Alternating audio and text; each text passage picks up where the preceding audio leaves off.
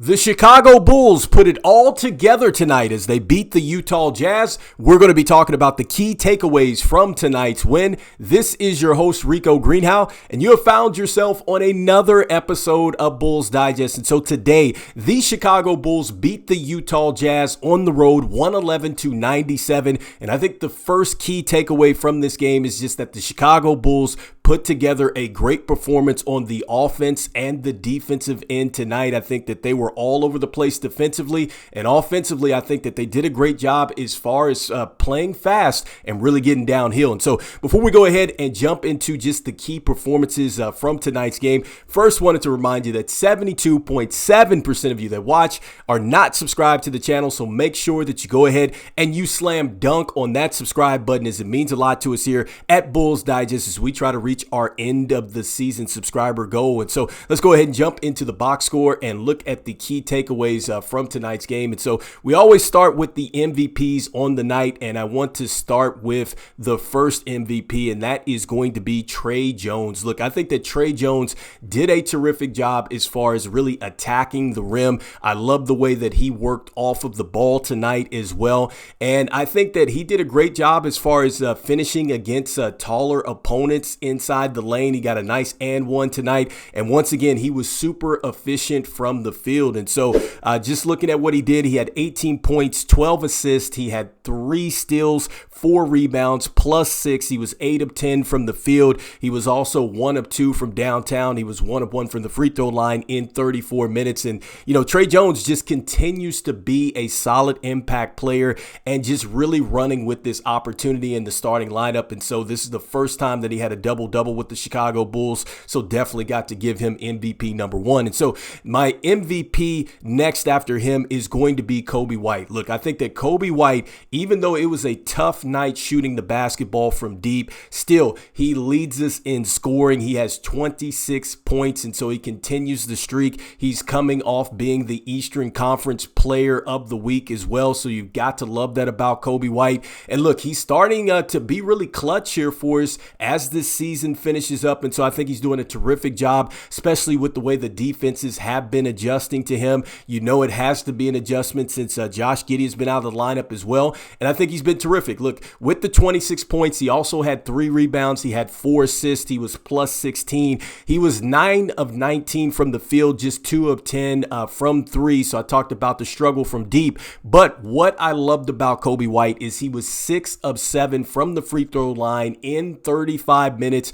And that has been huge for him. He's been getting to the free throw line at least 6 times. He got there 7 tonight, 6 of 7. So Coby White, he's MVP number 2. And so next, it is going to go to Kevin Huerter. Look, Kevin Huerter, I think that, look, he played very well in tonight's game, especially on the defensive end. I can remember there was one possession, I believe it was in the second quarter, and look, he has to literally go through multiple defensive stances and just hold on, and it leads to an errant shot, and that is where it is a possession in which Walker Kessler actually gets his 4th foul against Vucevic. I think he throws him down to the ground there.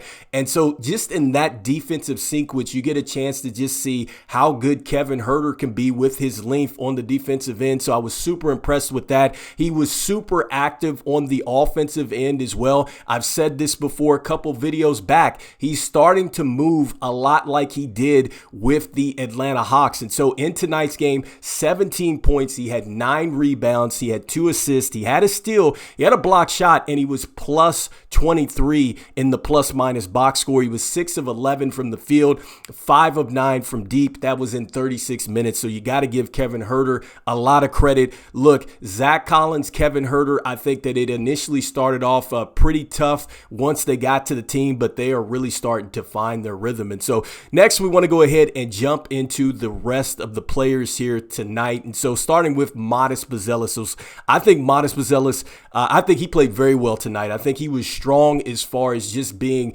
decisive in his moves. He didn't sit there on the three-point line, so I love that. Once again, the activity, getting the dunks. He had 17 points, 9 rebounds, 2 assists. He had yet again another block shot. He was plus 20 in the plus-minus box score, 7 of 13 from the field, 3 of 7 from deep in 30 minutes of play. And so with Modest Buzelis, you just love the fact that he continues to compete hard. And so I'm not sure if he's hitting the rookie wall, but he's not going to show you that. He's going to continue to keep just battling. And so we love that about Modest Buzelis. We got a chance to see him play big minutes tonight. Next up, Vooch. And so it wasn't the greatest game for Vooch. And really, Vooch, honestly, I don't think he started to play until the third quarter. He had a huge block shot there, and then he got hot late in the game. He had 10 points. He had 10 rebounds, so you got to give him a lot of credit.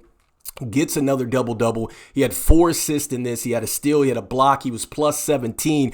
Just 3 of 15 from the field. I mean, he really struggled. 2 of 6 from downtown in 31 minutes. And like I said, most of that came in the second half. And so next, going into, just the bench and looking at some of the key contributions here. So I want to start with Dalen Terry. And so look, Dalen Terry, I mean, he was close to being an MVP for me tonight. I loved his activity. I loved his energy. I loved his effort. I just loved it when you see Dalen Terry mix it up out there. He had 12 points in this one. He had an assist. He had 3 rebounds. He had 2 steals. He was -7 in the plus-minus box score. 0 of 2 from downtown in 15 minutes, but he had a beautiful dunk. It was a nice pass from Tre Jones, and I believe that was how he got his first double-double with the Chicago Bulls. They were both yelling. The energy was there, man. I just love the effort that we are seeing from Dalen Terry and Julian Phillips. I think that both of these players are just showing you that they could be defensive terrors, and they could also be just really specialists in the sense of just getting out in the open court and slashing. And so next, that brings me to Julian Phillips. Look, I think that Julian Phillips, he played with a ton of energy tonight. Look, he had 5 points. He had a rebound. He had an assist. He had 2 steals. He was +2, 2 of 3 from the field, 1 of 2 from deep in 16 minutes. But man, there was one play where he just goes up for a rebound and you could just see the athleticism just flash. And so as these players continue to play, it's exciting to see, just what they could possibly do once they start to continue to get some minutes and get into the rotations. Next up, so Zac Collins. So Zac Collins didn't necessarily have the huge impact as far as in the stats, but I did, feel his presence out there. I think that, look, he definitely was playing hard. He had 3 rebounds. He had an assist. He had a steal. He was -3 in the plus-minus box score. Just really couldn't get anything to fall from the field, but there were some good looks. It just didn't go down for him tonight. 17 minutes of play. Definitely liked what I saw from Zac Collins as far as going out there and competing. With Patrick Williams, look, I liked his rebounds. I think that there were a couple rebounds where he just came in with some authority. So he had 6 rebounds on the day. Didn't really provide a whole bunch of scoring, but with the 5 points, 2 assists. He had a steal. He was +1, 2 of 10 from the field, 0 of 3 from downtown. And so in 20 minutes of play for Patrick Williams. And so I liked some plays from Patrick Williams. I think he still got to be a bit more aggressive, but coming off the bench, you'll take it. And so that was just a solid game, I think, for the Chicago Bulls. I wished I would have seen a little bit more of Jalen Smith. I think that one of the things that the broadcast team had pointed out is that he has only appeared, I think, in just maybe 1 contest since Vooch has got back. And so that is something that I think Billy Donovan is going to have to really go back to at some point. I think he's going to have to get Jalen Smith out there. He's been playing well, I think, throughout the season. And I think that you need to continue to really, experiment with putting, the double big lineup out there. And I think that, look, if this team is going to move on from Vooch at some point, maybe this summer, that you need to find out what you have with Zac Collins and Jalen Smith out there. I did like what I saw in that Rockets game. And so before we go into the final portion here, let me know in the comments what you're thinking here. And so I just wanted to go ahead and jump over now and look at the team box score. And we're going to take a look at just some of the key takeaways from that. And so here we have the Chicago Bulls out-rebound the Utah Jazz 49-48 38 there. So we just get the advantage by 1, 17-11 as far as the Jazz lead in turnovers. So I think yet again, another, just game where the Chicago Bulls do not turn the basketball over as much. Jazz, they lead in the block shots 4-3 there, 54-38 Bulls points in the paint. I just think that we did a terrific job tonight as far as getting downhill, whether it was Tre Jones, Coby White, Dalen Terry, like all these players that looked like that they were getting, runs to the basket tonight, which was great to see. And then 12-4 as far as the activity with the steals. I love the energy that we were seeing there. Lots of people active in the passing lanes. Kevin Huerter, he was out there defensively making some noise, and so we love to see that. 20-8 as far as the Bulls in the fast breaks, talking about just the style of play.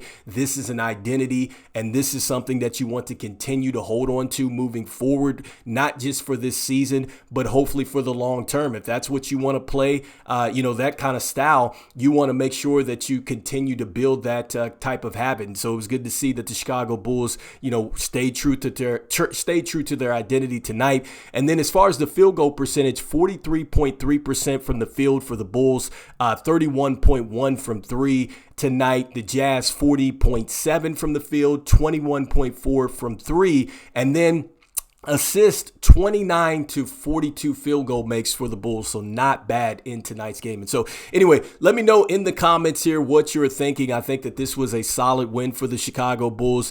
Just kind of throwing out some more stuff here. It looks like that with that win, and I believe a Miami Heat loss, they are now in 9th place. As far as, the play-in situation, playoff run, however you want to look at it. Right now, they're currently 9th in the Eastern Conference. And so the Chicago Bulls, look, they're moving up the standings. They're out of 10th. They're in 9th. And so let me know what your thoughts are on all that as well. And as we always say, go Bulls. I will see you on the next one. All right, peace.